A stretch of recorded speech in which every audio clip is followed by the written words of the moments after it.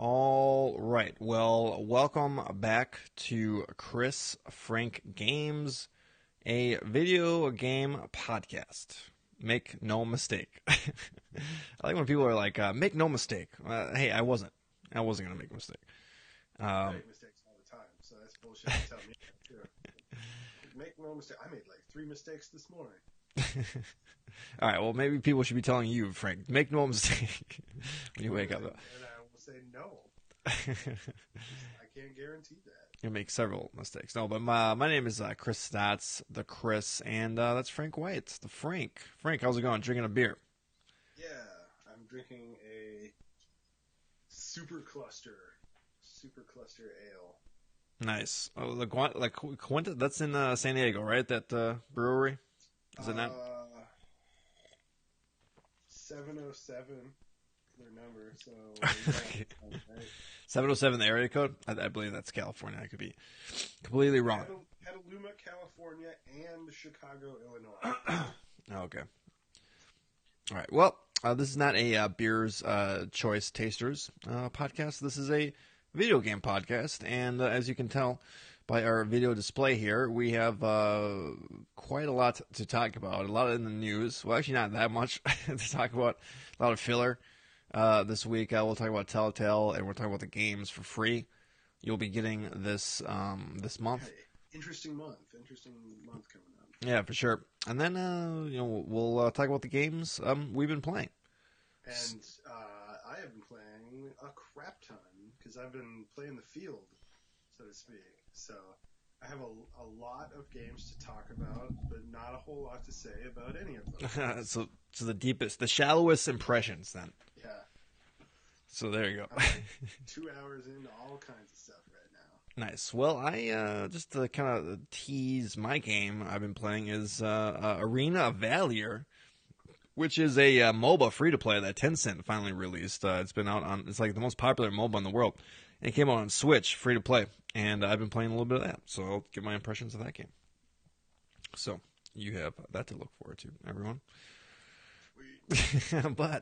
And by the way, if you do want to, you can always listen to the show on iTunes and download it whenever you want and hear the audible version and get our voices in your ears.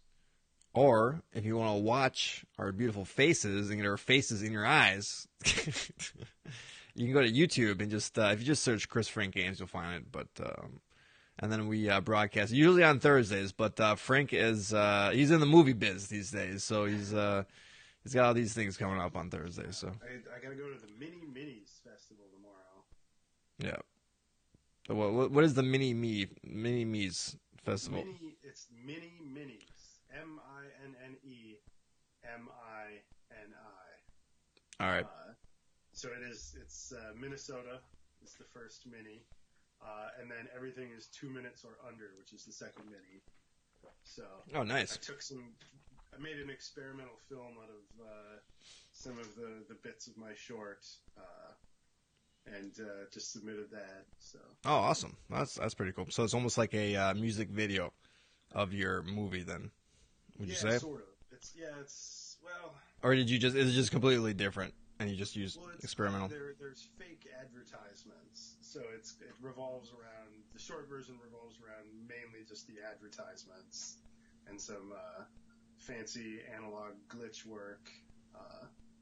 So it sort of kind of still has a narrative, a little bit. All right. So if you're in the Twin Cities, where is it at? Did you say it already? It's at the Bryant Lake Bowl tomorrow night. They had a screening on Monday, but like they've proved popular enough to warrant 2 nights, and so yeah, Cool.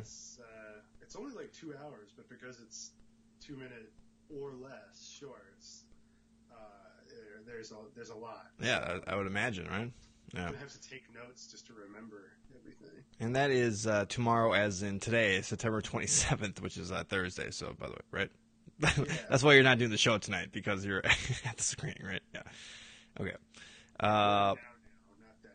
Yeah. All right, so that's cool. That's pretty exciting. So they, with all these festivals, like, yeah, do your festival and get people there, but then put all this crap online, right? I mean, For the people that can't travel to Minnesota, St. Paul, I mean, no one wants to see these films. I mean, why not? You know? Well, that's a whole other issue that I'm dealing with right now. So Yeah. Yeah. more to come around Halloween time, maybe in that regard. So. Mhm.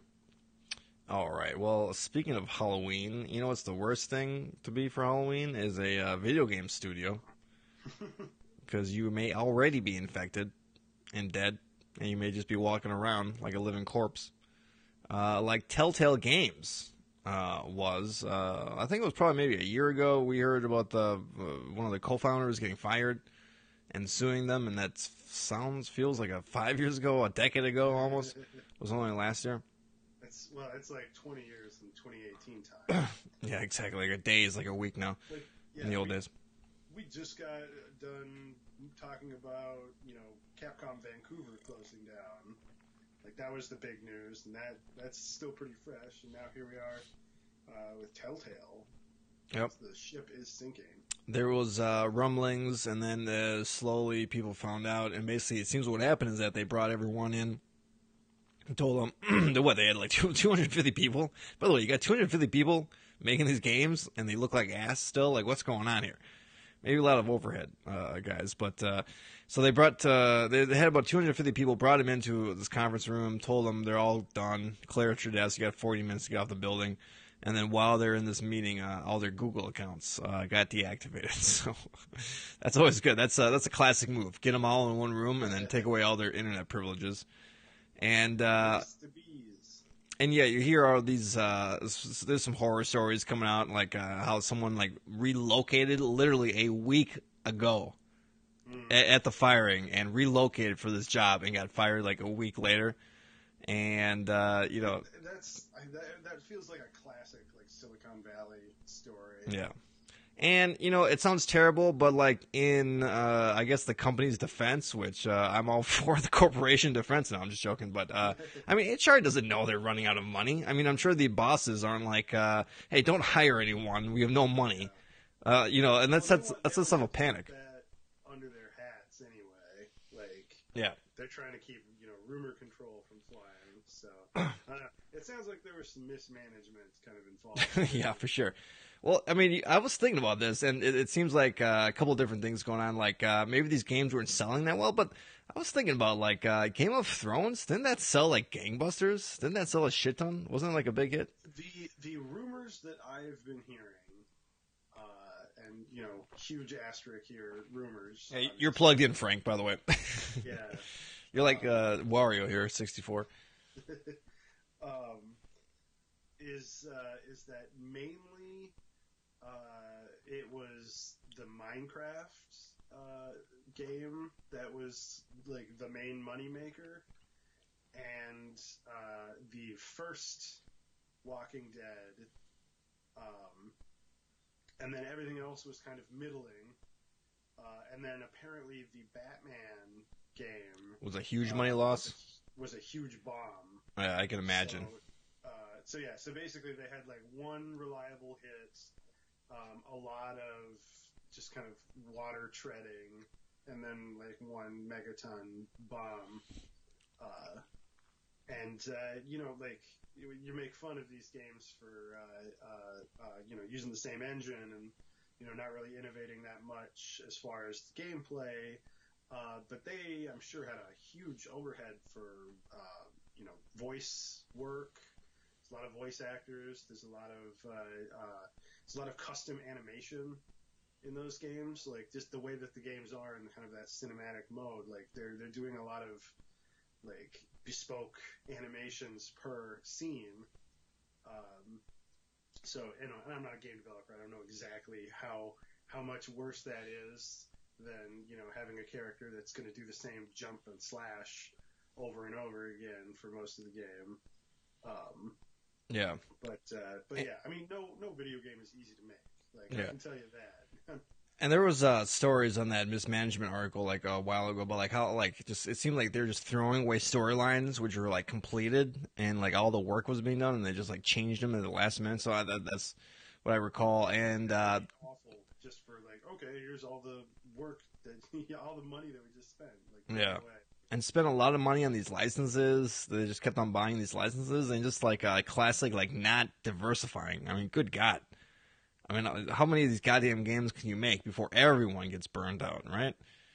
And of course, the classic engine, the TellTale engine, which seems like it prevented them from actually. I mean, I was listening to Giant Bomb, and they're saying that they were hearing from developers, that were had worked there or whatever, saying that the engine was so rickety and old and all this stuff that they couldn't do these crazy storyline paths that they wanted and really wanted to take the storytelling to like the next level, and they're just handcuffed by this piece of shit engine. It's like, well, why don't you guys just turn this over to like Unreal 4 or something like that? I mean, what's going on here? So yeah. Well, if they're Not already good. low on money, they can't Yeah. Well, this is something they should have done years ago. Obviously. I'm sure they were really hoping that like Stranger Things was gonna like turn things around and like give them some breathing room. But well, I think what happened was that they were counting on the Walking Dead final season, which, by the way, is that number 6 or number 5 or 7? Which one is it? I don't think they. I think they're embarrassed to tell you what number season that is. That's why they call it final season. At least 4. Yeah. I know I'm guessing 5. It might be 6. It might be 6, but 9 or 10. Yeah, I think they were counting on that to be a bigger hit, and I think it just did not perform as well. I think that kind of was the death knell. And apparently they just ran out of funding, or they lost the funding. They didn't get very far. They got, what, 1 episode done, and, like, 1 is kind of in limbo right now? Well, 2 is going to come out, I guess. Or maybe it is out already. So well, 2's... Last I heard, they had actually taken it off of stores, at least temporarily. Oh, yeah? Okay. You weren't even going to be able to buy it for the immediate time being. Well, they kind of figured it out. That might be late breaking news, but I thought they released it, but maybe it's not official. But yeah, all the other projects were canceled, like Wolf Among Us 2, all the other crap, and then everyone's freaking out. It's like, oh, what's going to happen to Clementine? People are more concerned about this fictional character This was supposed to be than the like the end of her developers. story arc. Yeah. And then, so everyone, and these developers that are on Twitter are getting harassed. Like, we have no idea. We don't care. We got fired. We got more important things to worry about than stupid Clem. And then TellTale Games releases a statement that they've been contacted since the news of the closure, with several parties interested in completing the story. Which basically, and then I was like, oh yeah, basically means someone's willing to give them money for the IP. That's basically what that means. So. Well, I know Devolver Digital was on Twitter cheekily pleading for the Stranger Things license. Like, hey, we'll make a Stranger Things game. Yeah, it's well. Anyway, so Frank, what was the last time you played a TellTale games? I mean, for me, it was the Batman one on PS Plus. I was never a big TellTale guy. Like, I played season 1 of Walking Dead. Yeah. And then got like halfway through season 2. And then what killed it for me was like the first time that I saw, the man behind the curtain, because my wife was playing season 2 as well. And like there's like early on, there's a, pick which character you're going to save thing. And like I was watching her play and she picked the other character and I was like, oh, this is going to be cool. I'm going to see, how different things are. And then it's like the story, seeing the story just like kind of snap back into place. Yeah. Like here's where it diverges and then here's where it goes back. It killed it for you. Yeah, and I was like, oh, okay. So these games are really just kind of a linear story with the illusion of choice in there. So that kind of like killed the genre for me. And then I guess I played a little bit of the Game of Thrones, and my wife played a little bit of that too. Yeah, because you guys watch that show, right? Yeah. Yeah. But just really never got into it. You think they would just run an advertisement before that show, and like everyone who's like nutso over that show would just like go buy that game on their iPhones or something I'm like sure that? that's what happened, but Yeah. did they get the season apparently pass? It didn't do well. it got, well, I don't know how well it sold, but it didn't get great reviews. Yeah. Well, I think what happens with these games is that you buy the first one, and then they're like, oh, hey, buy the rest of the season for $25. And you're like, maybe you'll do it, maybe you won't, but most people probably don't do it. And then when the next one comes out, they don't buy it. And I don't think those games can sustain themselves if they're only $6. You know? Well, yeah, there's always like this. That is also a flaw with, or an issue with the episodic format of like you fall off every episode. Like you didn't play episode 2, you're not going to play episode 3. Oh no, yeah, it's gonna cut off so many units every single episode. And also, I remember. So I really enjoyed Walking Dead season 1, just like everyone else. I actually got The Wolf Among Us. I got that for my MacBook Air at the time for some reason because I have a new MacBook Air. I was like, oh, get a video game. And I played the first episode. I had bought the season pass because I enjoyed it actually quite a bit. But then it literally took them like 6 months to like ship episode 2. So when it actually finally came out, I had moved on. I did not give a fuck.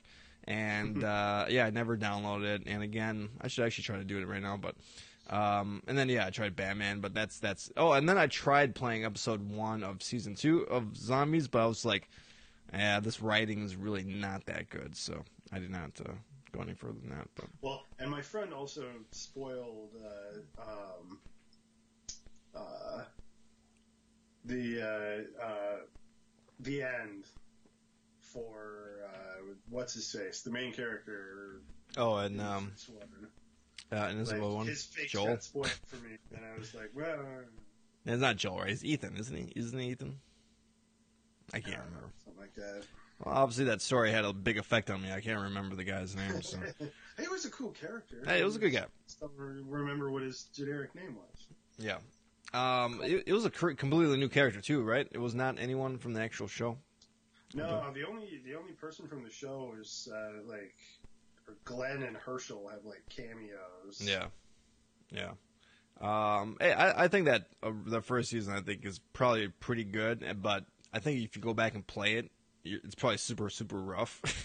And probably some of those like mini game things or what are those action scenes one you got to do. Like at the gas station, aren't you like moving up? It's almost like a cover shooter at some point, some shitty cover shooter. Oh, it's like stealth. Yeah. Some, kind of chest high stealth. I bet that stuff's rough as hell.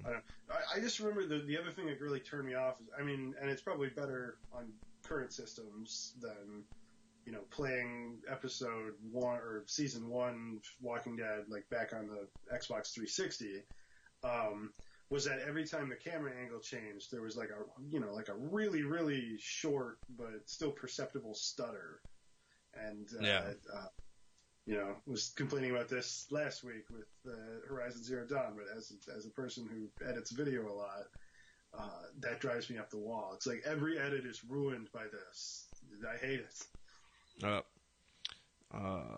Yep. So, all right, TellTale, I guess you will be missed, I suppose. So, but don't worry, the owners will be able to resell that Walking Dead season 1 over and over again. Yeah, it's just the classic. Was that a Simpsons or whatever? Of like the boss is like, well, don't worry about me, I'll be fine. Yeah, exactly. All right. Well, should we talk about free games? Because that's gonna solve the video game industry business. And by the way, should we just say this really quick about unions? Listen, I'm pro union. I think unions should be around. I just don't know if they're gonna work in the video game business. But some people were saying like, "Oh, this is boss talk to me. This is why we should. Yeah, this is why we should have unions." I don't think having a union would have saved any of this. So I don't think unions are going to save companies from making terrible decisions and just losing a bunch of money. So. Yeah, so I don't know. Yeah, yes, there should be unions, but I don't think unions would fix this. So, okay. All right. Free games. All right, here we go. This one's for you, Frank. For Xbox, free games with gold. Overcooked. Frank, you're a pretty big fan of this game, right? Big party game. Beat it. We never got past the final boss. That's cool. Baby started to cry while we were doing it, and we just never got back to it. Victor Vran. I have no idea what that is. Victor Vran? Are you in? I think you may be. I don't know. For the did you write that down right? Victor Vran. Yeah, I just copy pasted this from a tweet, so I'm assuming. All right. 360 Stunman Ignition. Is that like a Trials game? I'm not sure what that is, but Hitman Blood Money. Is this an episodic game? And you have to buy the Um, episodes? one of them is. I don't know if Or is that's the one, but like nowadays, like they don't. That's the other thing with episodic games is it's like after a while it just stops being an episodic game because all the episodes come out, yeah. and you lose, and that's how they get their customers back after engagement goes down every episode, and then they're like, and then they gain a few back when they release the whole thing. Victor Vran looks like a Diablo-like game. Just FYI. All right, there you go. Sounds good. Hitman Blood Money is probably like a third person, probably more of an action game. I bet, not those stealth, or I'm sorry, those puzzle games Well, that come up. yeah, not like the Hitman Go, but it's Yeah. it's a classic style Hitman. Yep. All right, there you go. Xbox Gold. I don't know, not that great. I mean, Xbox Gold has kind of been kicking PS Plus's ass lately, but not this month. I think PS Plus actually has the advantage here. Well, Overcooked's all right, I guess, but it's October, Frank. Yeah, I don't think they even did anything for Halloween, but Sony is looking ahead. Victor Brand's kind of got a horror thing. It's like Van Helsing as a Diablo, judging from the Oh, really? screenshots and cover art. Oh, I guess so. All right, well, Sony actually looked at the calendar and realized what it is. And Friday the 13th, the game. So I thought, did they turn off the servers for this? Or did they just say they're not updating anymore? They canceled all future DLC for the time being. Okay. Frank, do you have this game? Did you already buy this? No, I never got it. It's just hard to play multiplayer games with kids. So Yeah, for sure. Well, just put them to sleep and just stay up until 2 a.m. Drink some coffee, stay up until 2 a.m. I still have to be like, hey, can you guys protect my body while I'm AFK giving a bottle to a baby? Well, one of the folks that I listened to on the Press Player One podcast, CJ Johnson, former EGM writer, he's a big fan of Friday the 13th. So when this comes out, I'll definitely give it a try. Give it the old college try. So, all right, Laser. I haven't gotten around to the game that's just like Friday the 13th, but like without the license. Yeah, Dying Light or whatever. No, not Dying Light, but it's Dying something. Dead by Daylight or something? Yeah. Daylight? Yeah. Daylight Breaks? Dead Daylight? Yeah. It's definitely got the words dead and daylight in there. Get the one with Friday the 13th IP and a lot more bugs. That one was free a couple months ago, so everyone's going to have both. I almost feel like that's like that they did that because of that. Yeah. Well, everyone's going to start playing that because it was free on PlayStation Plus. So we're going to go free on PlayStation Plus too. Yeah. Well, everyone likes Jason. I think everyone likes Jason, right?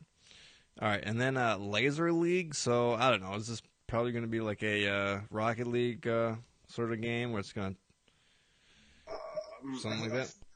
I saw like the trailer and it looked like some kind of like a twin stick shooter maybe with like an esports angle. Yeah, futuristic sports game. It says on Wikipedia. All right, well, futuristic sports game. You don't need Wikipedia for that. It's called Laser League. Yeah, exactly. It's not set in the 1700s. That's for damn sure. All right, Knowledge is Power. Didn't this just come out? Didn't this come out last month? I don't know. All right. Those PlayLink games, whatever, they're always trying to don't forget that this is a thing. Oh, maybe the PlayLink app. Maybe that's why. I don't know. All right, Master Reboot, PS3. That was pretty good. I played that. What is that game? It is kind of a horror walking simulator game with some light puzzles. It's about being trapped inside a spooky computer. Nice.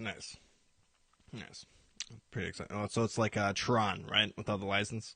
Scary Tron. Scary Tron, basically. All right. The Bridge. Is this like a puzzle game? Like, didn't this come out just fairly recently? The Bridge. It's about bridges. Yeah. And then Rocket Birds 2 Evolution. I'm more of a Rocket Birds. Yeah, more of a Rocket Birds creationist, not evolution. So, yeah, I don't know if I can play that game. But yeah, I have no idea what Rocket Birds. Okay, there you go. That's your PS Plus. God, too many. Forgot about 2064 read-only memories. Oh yeah, there you go. My apologies. So what? That's like a 2084 knockoff, or what?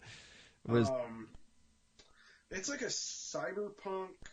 I want to say it's like a visual novel, point-and-click adventure kind of hybrid thing. I don't know. It's something that I've almost bought on Steam a couple times, but never got around to it. So now I'm gonna get around to it. There you go. Good thing. Good thing you didn't spend that money, Frank. Now you get it for free. It's like $14 back in my pocket. Yep. There you go. All right. All right. So those are your games. Well, I'll tell you what. What does it take to move slow-moving corporate policy? A lot of money, apparently, because Sony's doing an about-face and announced that they're going to approve cross-play with Fortnite, the game Fortnite. And not only that, they're going to expand it to other games. So, Frank, we may be on the edge of a revolution where you can play games with everyone on Xbox and PC. Pretty astounding, huh? I like that they're like, we're doing a beta for it because we have to test it out. Like it's a Switch. He's got to turn it on and off, right? They're pretending that it's this huge technical issue when it's really just been them not wanting to. Yeah. Well, all right. What was it? It was like last year. There was a game that accidentally had crossplay for like when it came out, and they didn't mean to, and they had to shut it off. Yeah, it was some third person, I think, game with the player. Yeah. Well, I mean, listen, I'm sure it's more difficult than just throwing a switch, but yeah, it's not like a button. Like, I mean, there's some coding. But what? the main issue was not, this is like a software engineering conundrum. It's like, no, they were just being dill holes. Well, when people are by default leaving it on, you know that it's not that tough. Yeah. So. Yeah. But that's pretty cool. So I wonder if you'll be able to play Battlefield 1, Battlefield, all these other games on PC. I mean, Destiny. I mean, I'm sure the publisher is going to have a choice, if they're going to let their games play and all that stuff. But I think it's actually good, like, all around, because I think this is going to, like, reinvigorate player bases, especially for, like, a game like, like Battlefield 1, which on PC, has a pretty small player base. But, like, on consoles, people are always playing that game or, all these old shooters. Especially Call of Duty games. So I think it's going to be good for everyone in the end. And more people playing. Let's find out which controller is better, because we'll set up like Xbox versus PlayStation matches. Yeah. Like, do some science, figure out if one of the controllers gives the people an edge or not. Yeah, let's finally get some mouse. Some mouse versus a controller. Find deathmatch, right? Well, what's funny is. Like, crossplay is not even new to PlayStation, because they tried to they never went anywhere, but there was PS3 Steam crossplay for Portal 2. So if you got Portal 2 on PS3, you could like get a code and like play it on Steam and be able to like play crossplay. And did PlanetSide have some way to play too, I think?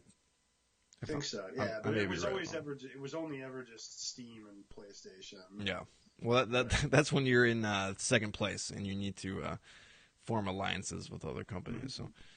So, all right. Well, there you go. So that's pretty cool, actually. So it's nice that Sony they probably looked at it, was like, well, why are we doing this again? I mean, I don't think it's the benefit. Anyway. All right, here we go. And here's a just kind of an interesting story for me personally. Virtua Racer. I have Virtua Racing. It's Virtua Racing, right? Yeah, Virtua Racing. One of the first polygonal racing games. This was before like Daytona from Sega, and it's coming out for the Switch as a Sega Classic. Now, the reason why this is interesting to me, because I love these early era polygon games like Star Fox, and this is obviously more advanced than Star Fox, but I just love the aesthetic of these games, and plus, I never could afford to play this goddamn game at the arcade because it was like $1 or like $1.50 or some outrageous price. These games, these 3D games early on in the arcades were just outrageously priced. So I think I probably got to play it once, like at Doug and Buster's or Buster and Douglas, whatever the fuck that thing was called. D&D's? Dave and Buster's, yeah. That was the senator, right? Or he argued, he debated with Lincoln. And he invented virtual reality, right? Smart guy, Stephen Douglas. All right. So anyway, so that's cool. So it comes out to Switch. So I think I'm gonna actually pick it up, and I think it came out for the Genesis, like on the SVP chip. It had like a custom Genesis cartridge, but I think it was like $70, and I was like, 12. I couldn't afford a $70 game back then. And plus, I'm sure it ran like shit. So I'm gonna definitely check it out. So I think that'll be pretty cool. All right, Frank, do you have any news for us? Yeah, actually, you got a big yawn too. There you go. You're tired. That's breaking news. Breaking news. No, there's Let It Die got its Steam release today. So it is no longer a PlayStation exclusive. You PC guys can now also climb the Tower of Barbs and have a lot of fun, and then progressively less and less fun. Does that have crossplay now? That's the question. They could. It's like, because you never directly interact with people, you just like assault their bases full of NPCs. It would be pretty easy to do crossplay. Yeah. So this game. I'm sorry. This game came out like 2 years ago, right? So it's been out a while. Sounds about right. I wonder if they just didn't have the time or the resources to port it, or if it was an exclusive. I can't imagine they had a 2-year exclusive for Sony, but I don't know. Right? I mean, do you have any idea? Is this coming up for the Xbox at all as well? Not that I know of.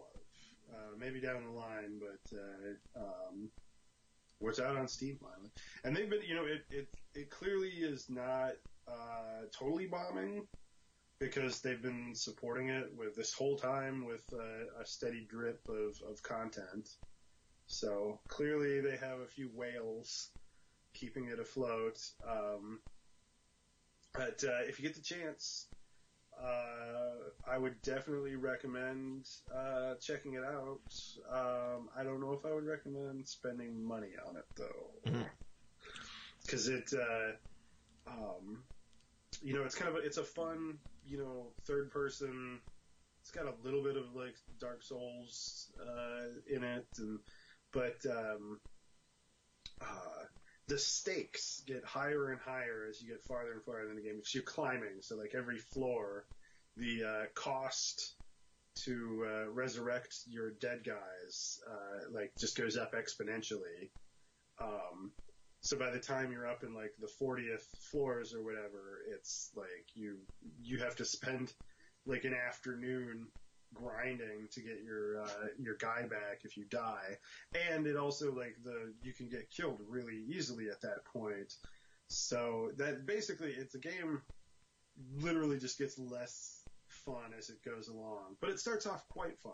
And it's free, so I'd recommend checking it out. It's just by the time you're reaching like end game content, you basically have to be exploiting the AI, and it's literally built into the game. You have all these mushrooms that you can like farm, go around and grind out mushrooms, and they're literally things like invincibility. By fighting the bosses at the end of the game is literally just like walking in there with a huge pile of invincibility and like double damage mushrooms. And then just like hoping that you can kill him before you run out of stuff, because there are not that it's a super duper cheap game. There's plenty of psycho good at video game people who will like go and fight the bosses naked and not get hit. But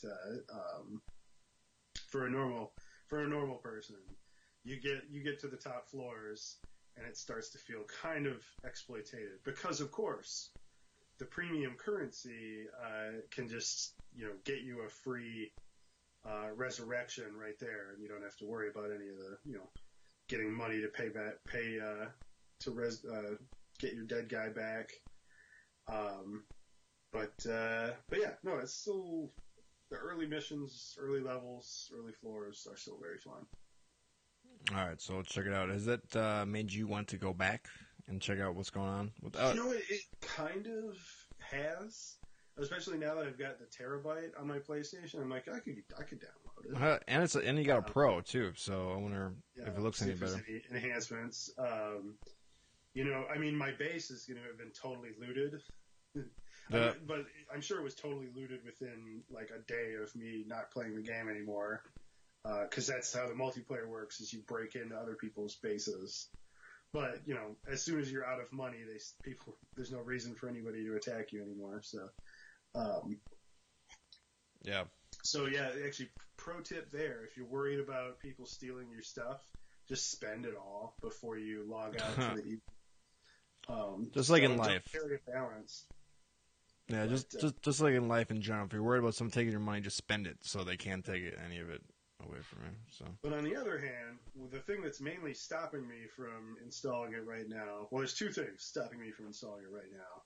One of which is more news. But the other is just that I have too many video games to play right now.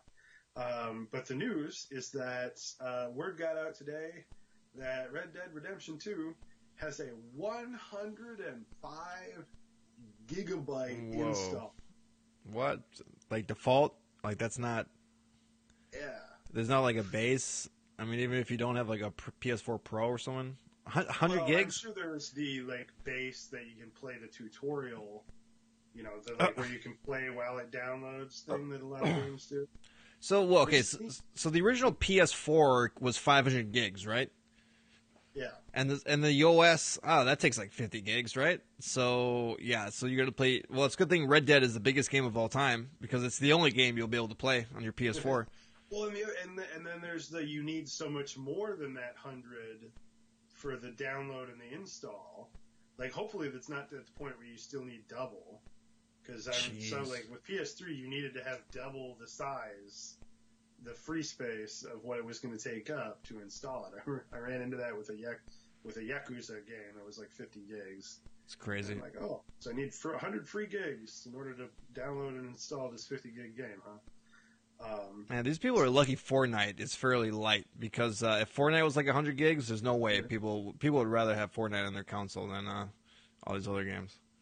Well, I'm always like, it seems so random sometimes. Like, I'm continually shocked that the Surge is like a 7 gig game. Oh, really? There are like 2D platformers out there that are bigger than that game. Like Hollow Knight, it takes more space than the Surge. Yeah. So. Well, that might have to do with animation. Who knows?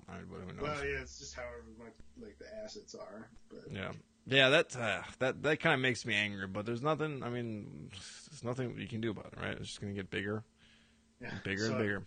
Just gonna keep some space earmarked over the next month here on yeah. PS well, Pro. I downloaded Battlefield 4, and I wasn't really gonna talk about it, but like that was like almost 100 gigs for God's sakes. It took me like almost a day to download all that crap. So. I'm definitely getting a physical copy. Though I'm like, did they have 105 gigabyte Blu-rays at this point? Like, I don't know. I thought you could get like 25 and then like double layer it for 50 or whatever. But yeah, I have no idea. All right, that's all you got. Gigabytes. Complete bitching. Gigabytes. All right. Well, I'll tell you what. What we got is a break coming up, so why don't we do that, and we'll be right back with the games we've been playing. All right. So touch that dial. Yeah. Well, touch that browser. Why is this not? Don't log off. I gotta pee. So. All right. Right back. Be my guest.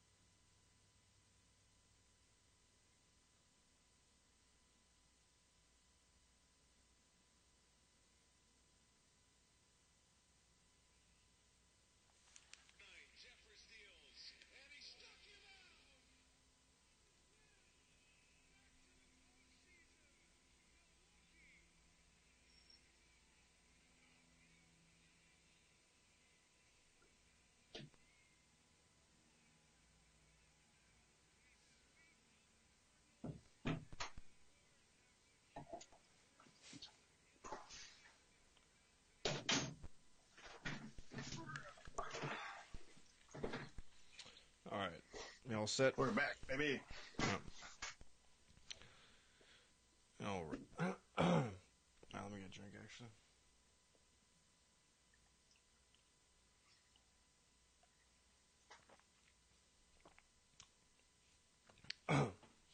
All right, we are back. Thank you for sticking with us. And the games we've been playing, I will, Frank, you got a bunch, so I will just do my little list fairly quickly. Play a little bit more Axiom Verge, but I'm not going to go too much into detail about it. Although I was complaining last week about how there's no a fast travel system. Well, wouldn't you know it? I found it, Frank. I found the fast travel system. It's basically and I love how they take all these things and like personalize it to the game world. And it's basically this tube where you ride this giant head, like left or right, and it basically takes you from like section to section. And it's not really a fast transport; it just moves you. It's like a subway system.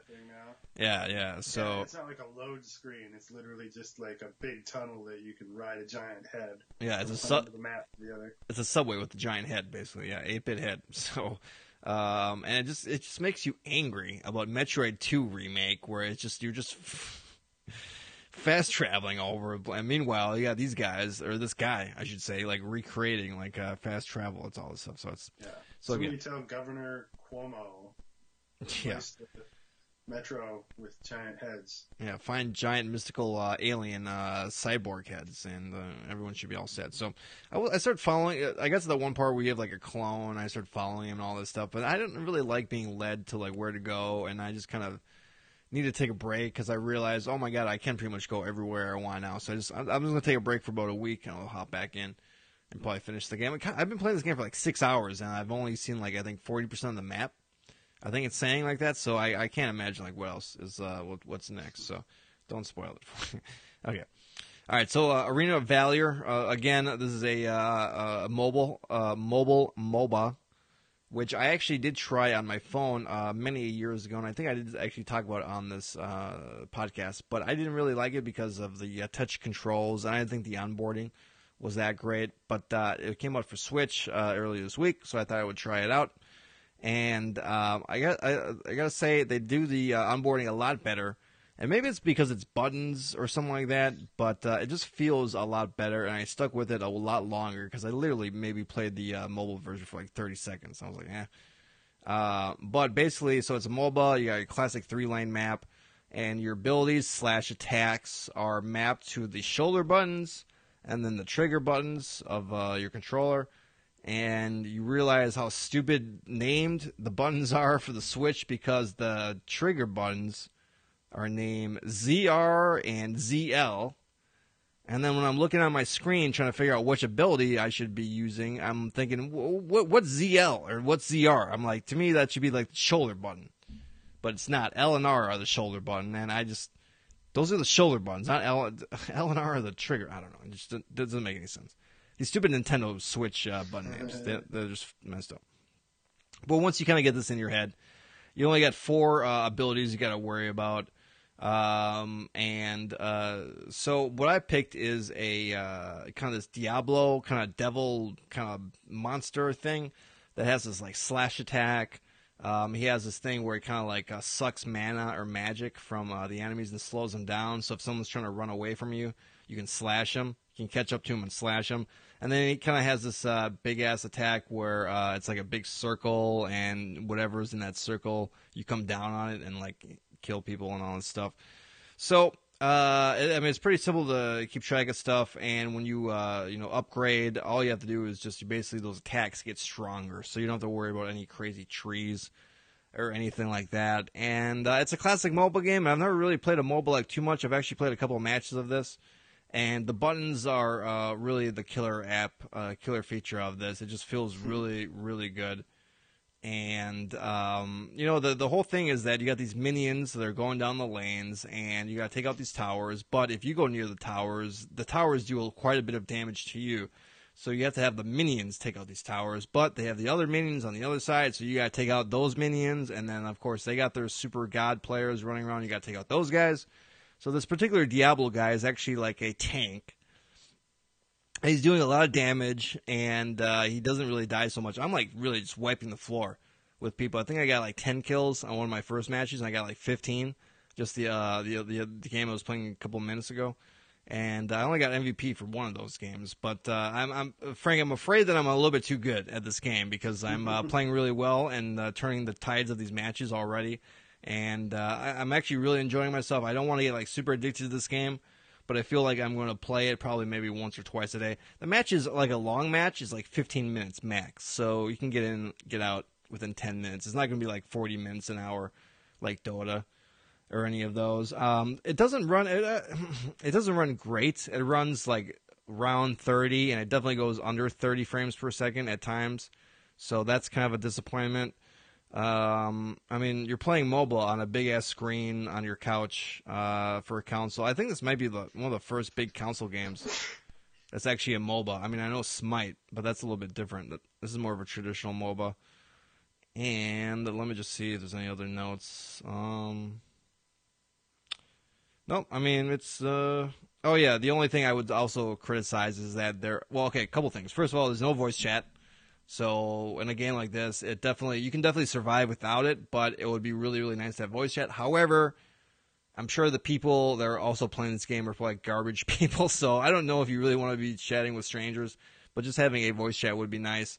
And then second of all, the characters are all these like weird. Well, they're not weird, but they're like knights and like demons and all this other crap. But it's IP that I don't recognize, and I think that's a problem with Dota and the League of Legends and this game is that I don't know who these freaking people are.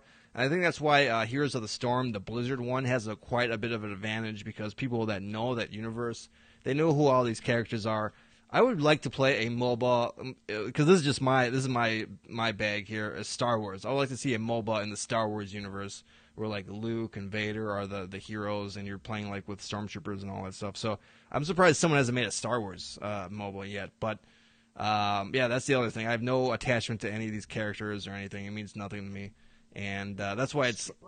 You get attached. I guess, right? I'm already attached to the devil, but yeah, that's the thing. It's hard to like until you go up a tier in the matchmaking and finally like have to face off against people at your skill level. Then you're gonna stop winning. You're gonna stop winning fast. Yeah, exactly. Well, you can't play ranked until you're like level 6. I'm like right at level 6, so I'm actually kind of afraid to get to the ranked. But yeah, but again, the one of the most difficult things about these games is that learning a new character because you see this wall of characters and you're like, holy shit, where do I start? And you really just start by like picking on someone and then just clicking on it and then seeing their animation. You're like, oh yeah, I like that animation. It's kind of cool. All right, let's see what kind of abilities it has. Okay, all right. And that's basically how it works. But it takes time.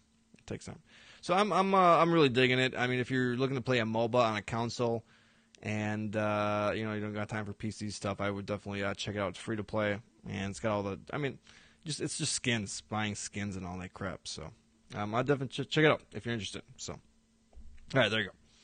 All right, Frank, what have you got for us? Continued on with Horizon Zero Dawn a little bit more. Got the ability to turn the giant fuck off saber-toothed tiger robots to my side, which I thought was going to be like a real game changer, but it's got a cooldown timer, which I never noticed before. Because with the smaller dinos, they generally win or lose the fight that you put them in before the timer can run out. But these big guys, I'm like, oh no, you've killed all those other guys, but in a couple seconds you're going to be back to fighting me. Mm-hmm. And they do like the game. It's a pretty interesting game in that the enemies can kill you pretty fast, so you are very reliant on stealth and your semi-primitive gadgetry to stay alive. But yeah, it's still suffering from kind of all the open world tropes. There's just so much like stuff sprawling out in front of me that it's just kind of hard to care which way to go. So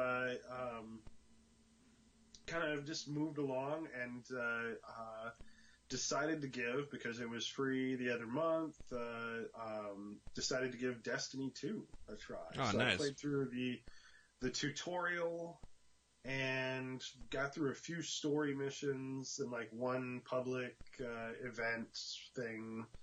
And that's about the extent of it. It still took a while to do like that, like scratch the surface of that game. But I'm very torn. I haven't really been playing it in a multiplayer capacity yet. Like, it's just kind of like there's some other people around, like, for these public events and these, like, kind of hub areas. Because it seems like, there's, like, a hub area, and then it kind of branches off into the kind of mini missions. And then the story missions seem to be kind of isolated. But it's kind of annoying not being able to pause. Oh, yeah. So, I don't know how much I'll stick with it. But I guess initial thoughts, very polished. The guns all sound and feel really good to fire, even though they all look pretty dumb. It's like, hey, look, this is like a big purple dildo, and then you fire it, like, and like, oh, that sounds cool, and like it did some damage, and but there seems to be like a million dang guns, so at least in the early stages, early on it seems like this is one of those games where you're like, oh, this is better than that, I'm gonna swap that out. Oop, that's better than that, swap that out. Though I'm sure once you're at the end game, you're like stuck with the same like gear for hours on end and like incrementally moving up. But I'm not sure I'll ever go that way. Because the other thing, this game is incredibly generic. Like, and I guess I haven't seen much of it yet, but I'm like the big like kind of, ruined Earth air first like zone. Could straight up be a Horizon Zero Dawn level. Like it's it's moss covered ruined buildings, number 42B. And the enemies are just kind of like things. They're like kind of insecty, and I've seen like 3 factions now, but it's all like, well, these guns are large. And these ones are like kind of zombie-y, but all that really means is that they've got some like small guys that swarm you a little more. And the other guy's like, oh, that guy turned invisible, but I can still see him, so I'm just going to shoot him anyway. I'm not sure that this game is for me. Even though I do like, the feel, like you can tell it's Bungie because there's like so much craft in just the like simple action of pointing your gun at something, and like the recoil, like you're fighting it, but you like can anticipate how it's going to work to keep your crosshairs like trained on enemy head, and you get a lot of great feedback. So it's really polished, but like doesn't have a lot of personality. And I don't like. Normally, I don't have like your problem with like laser guns and stuff, and it's nice that there's a. Well, there's actually bullets in this game, I guess. To be fair, there's bullets. You have like 2 classes of guns, and it's basically like bullet guns and laser guns. Not that I've really like, other than like the guys that have energy shields, there doesn't seem to be a ton of reason to use one over the other at this point. And the powers are a little generic too. It's like, you can just, I went with a hunter, so I'm like, I can like get a bow staff out and just melee a bunch of guys up, and then like the weird dodge move. It's like, okay, so you have a dodge move with a really long cooldown that you mainly just use for whatever like bonus that it bestows upon you after you do it. So I'm like, oh, okay. Mm-hmm.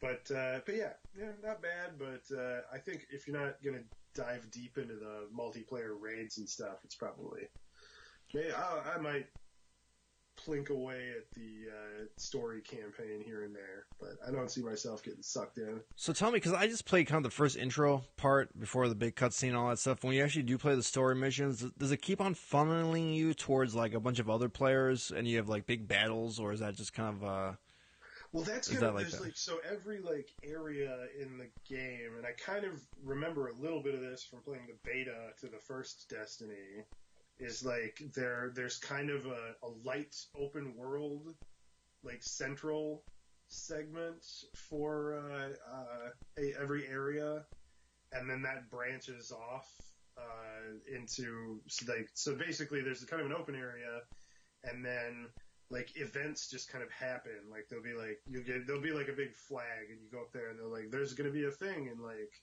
2 minutes," and so you just kind of wait around, and there's just people just kind of running around this big open area doing whatever. Enemies just kind of keep spawning in from wherever you aren't. And then if you wait for the event to happen in 2 minutes, then like, oh, here comes some dropships fighting a bunch of aliens, and then you like just fight them with the other people around, and then you get a reward chest at the end of that. And then there's also kind of like side missions that you can start up in these central areas. But when you actually do a story mission, it seems to like funnel you into a new like zone, and you don't really run into people while you're doing like a straight up story mission. So it's kind of like there's like the MMO areas, and then there's like the mission which are like dungeons or like instances. So yeah, it's not like Journey where you just be like playing through the game and like people pop in and leave. Yeah. It's just in those hub like areas. At least that's what it seems like so far. Yeah, it's definitely a high quality game. I mean, if you're only gonna play, we all do this. If you only play like one game a bunch of times, definitely a good choice, I would say. But yeah. It didn't really take. But what has taken is Hollow Knight, which just came out this week for PlayStation 4. Skipping all of the DLC nonsense, so it's the quote-unquote Void Heart edition. So it's basically like the game just came out on PS4 with all DLC. Which is an amazing deal, because there's a bunch of DLC, and it was, $12 PlayStation Plus pre-order, so it seems like you're getting a ridiculous amount of content for your dollar there. Well, this game came out fairly recently, right? Less than a year ago. It's more than that. I think it's over a year on like PC. Okay. I think it's more recent on Switch, maybe. Yeah, maybe that's what I'm thinking. Yeah, probably. But so like there's a weird artifact of the fact that it's with including all the DLC. Is that you can change the main menu theme, because each DLC that you got when you were playing the game on PC and you got DLC 1 and DLC 2, like they each had like a theme, so they would change the menu. Like now you've got like the Godfighter DLC, so they're like just give you the menu option. Like you want the menu to look like it did when this was the new DLC? You want it to look like it did when this was the new? But, God, we'll see how long it takes for me to even get to DLC, because this game is enormous. For those of you not in the know, it's a Metroidvania with a really cool 2D cartoon aesthetic, and everything is bugs. You're a bug. All the enemies are bugs. Some of the environments are bugs. It's a very bug-heavy game, but they're cute little cartoony bugs with like kind of skull-like faces with little black eyes, and it's just a really classic style Metroidvania. Albeit it does start a little slow. Like I've played maybe 3 hours already. I played a little bit over lunch and some last night, and then a little bit more before the show here. And like I only now have like the traversal powers, like an air dash and wall jump.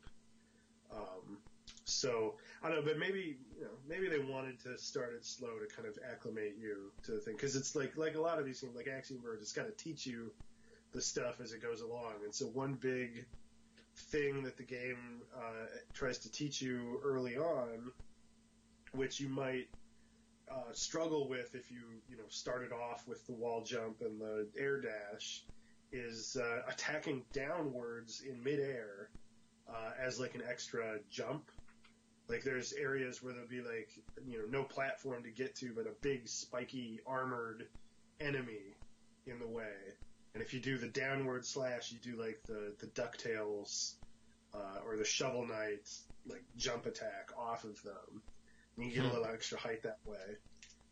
And that appears to be super duper crucial for like, I watched a trailer that had like near end game bosses or something in it, and it's like by the end of this game, you're practically flying. Like you get the double jump, and then you jump off of. And I figured out like the game never really told me this. I just like noticed at one point that you can do that attack jump off of spikes.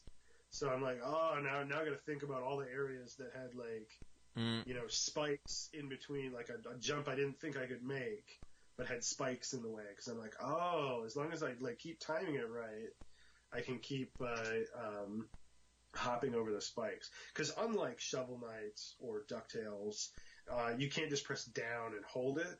You actually have to time the attack properly. Like when you land or something? Well, no, you have to do it before you land because you basically have to you're in the air, and then you have to like hit the spikes or the enemy, with the hitbox of your attack, and then you will be propelled upwards. So if you wait too long, you will just get hurt. And the game has a really intense. When you get hurt, you know it because all the sound kind of cuts out for a second, and the screen goes dark, and it's very dramatic. And it's really obnoxious with spikes and like lava pits because it teleports you back to like the last like platform you were standing on to prevent you from just like tanking damage to like run across spikes because there's you've got your invincibility frames after taking damage. So I think to prevent you from just like taking 3 hits and running across the spikes, it's just like, oh, you hit spikes, back to the platform with you. But yeah, game looks amazing. It's very charming. It's got some Dark Souls elements in that your currency, you lose it when you die and then have to go back to the spot where you died. And this was kind of startling. The first time it happened is you have to fight your ghost. So your money is left behind as like a dark spirit version of you that will fight back. It's not a very difficult enemy. It's only like 2 hits, and it doesn't like start to go hostile until you get close for a second or hit it. So it's not like I have yet to die to it or anything and lose my money, but it makes things stressful. You're far away from a save point, which are benches in this game, and it's very adorable when your little bug sits on the bench and just kind of twiddles his thumbs and looks at the map.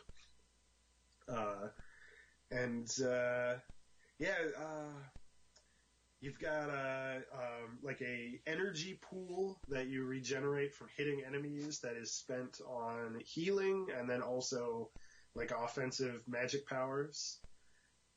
But the healing, you have to like hold down the button for a while to like charge it up and then you start to heal. That's a slow process, so it's going to be like for boss fights especially. You have to like know exactly like when you can get away from the boss and like heal a little bit. So that's a pretty cool system. And then also you have to you got that I could use my attack spell and do a bunch of damage, but then I'm not going to have any soul left. And it's confusing because you've got souls in this game, but that's not the currency. That's your mana pool basically. But yeah, it's just very fluid. I've done a couple of boss fights, and they've all been very amusingly animated. It reminds me kind of a lot of like the old Newgrounds Flash games, like and the things that came out of them, like Binding of Isaac and Castle Crashers, but just like turned way up to 11, and then just a really, really great art style, really charming, very hard game for the most part, at least early on. I guess not crazy hard, but it's definitely a challenge. It's definitely more challenging than the art style would belie. Yeah. So yeah, definitely going to be sticking with this one, I think, even though it's not exactly taking advantage of the PlayStation Pro. Well, it's 60 frames per second, at least. At least disappeared. I don't think so. Oh no. But you don't really notice that much because it's it's the 2D art style. Oh yeah. Maybe they couldn't afford 60 frames of animation. Huh? I mean, but it looks very fluid and it plays fluidly. So This is like an indie game, right?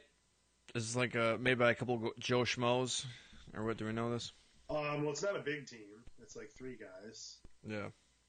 Okay. All right. So Hollow Knight. So you got it for the PS4, and is it still on sale for $12? I mean, it's got to be a steal. I would imagine, right? I think that might have been a pre-order thing. Only, so it's probably up to but it's either 15 or 20. It's not a lot normally. Yeah. So. All right. Well, but it's pretty universally beloved. Yeah.